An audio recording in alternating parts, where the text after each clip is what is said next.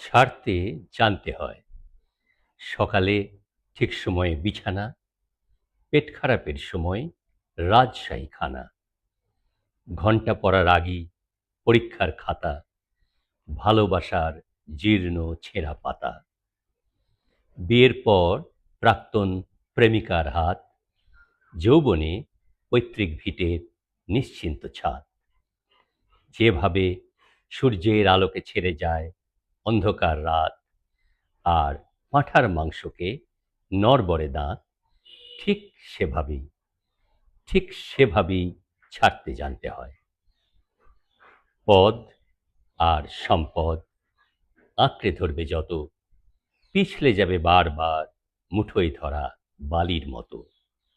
তাই সময় থাকতে থাকতে ছাড়তে জানতে হয় কাকা, কারণ তাবেদারের দল ফিরে চলে গেলে এ পৃথিবীতে তুমিও সবার মতো বিলকুল একা। ছাড়তে জানতে হয় ষড়রিপু, কাম, ক্রোধ, লোভ, মোহ, মদ, মাৎসর্য। সলমানকে যেভাবে ছেড়ে এসেছিল রায়সুন্দরী ঐশ্বর্য, ঠিক সেভাবেই ঠিক সেভাবেই ছাড়তে জানতে হয়। ছাড়তে না চাইলেও একদিন ছাড়তেই হয় পৃথিবী। ধর্ম বুঝে কবরের মাটি আর চিতা কাঠ, মুছে যায় এক জীবনের জলছবি। তারই মধ্যে কেউ কেউ অমর হয়ে যায়, কেউ বা শুধু দেওয়ালে টাঙানো ছবি।